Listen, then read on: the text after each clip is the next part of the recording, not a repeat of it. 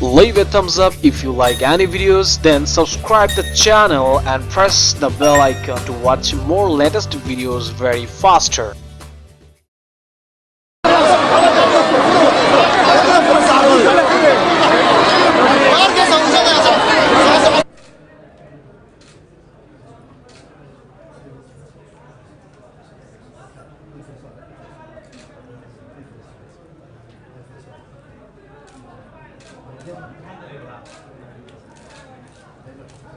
بسم الله الرحمن الرحيم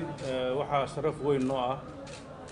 maanta in uu madaxweynaha jamhuuriyadda federaalka Soomaaliya Maxamed Cabdullaahi Farmaajo iyo wafdiga ballaaran ee la socday aan ku soo dhaweyno garoonka Garowe garoonka Generaal Maxamed Abshir ee caasimadda Puntland waxaan aad iyo aad uga mahadcelinaynaa wafdiga iyo madaxweynahaba sida wanaagsan oo sharafta iyo karaamada leh noogu soo sharfeen inay nagala qayb galaan xafladda caleema saarka natiijadii ka dhalatay doorashadii ka dhacday Puntland 8 bisha waxaan ku faraxsanahay inay shacabka Puntland iyo dawladduba ay maanta ay soo dhaweysay madaxweynaha iyo wafdiga ballaaran la socday iyo safiirada Soomaaliya u fadhiya ee magaalada Muqdisho caalamka waxay noo tahay sharaf gaar ah waxaan rajaynaynaa muddada ay nala joogaanna inay wax badan oo wanaag naga arki doonaan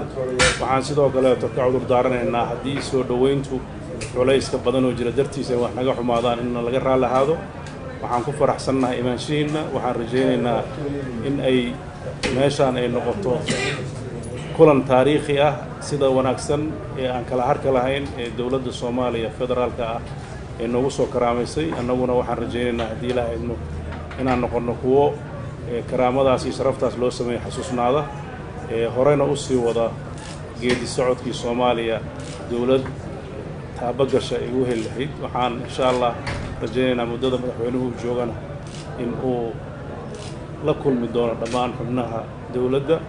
qaybahooda kala duwan baarlamaanka iyo inkastoo golaha xukuumadda uu dhisnayn laakiin xukuumaddii hore ee madaxweynaha madaxweynuhu ku soo dhawow magaalada بسم الله الرحمن الرحيم مدحويني adiga iyo xubnaha dawladda hada waxaan runtii aad iyo aad uga mahadcelinaynaa sida sharafta leh oo waalidnimada leh adiga iyo shacabka reer Puntland sida wanaagsan loo soo dhaweysay aniga iyo wafdigeyga iyo marti sharafta kale oo ila socota runtii waa filaynay soo dhaweynta wanaagsan oo waalidnimada leh waa filaynay xaqiiqatan insha Allah haddii Ilaahay yiraahdo waxaan rajaynaynaa inaan joogno adiga laba casho haddii Ilaahay yiraahdo waan idin la wadaagno caleema saarka iyo halka dabaaldega oo aan la hadalno shacabka reer Puntland khaasatan reer Garowe haddii ay yiraahdo waana ku hambalyeynaa doorashadii sida wanaagsan u dhacday oo transparency ahayd oo adduunka oo dhan laga fiirsanayay murashaxiintii kalena iyaga naftooda waxaan leeyahay hambalyo yaan leeyahay sida wanaagsan runtii uga qayb galeen doorashada kulligood ay u aqbaleen natiijada taas waxay muujinaysaa Puntland inay tahay runtii dawlad dhameystiran oo muddo soo jirtay waxaan idin rajaynaynaa haddii ay yiraahdo guul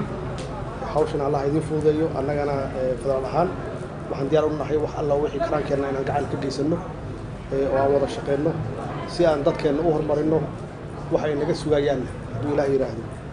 aan maxaan ku raahdaa aan ugu sameeyno waa maasantahay soo dhaweynta wanaagsan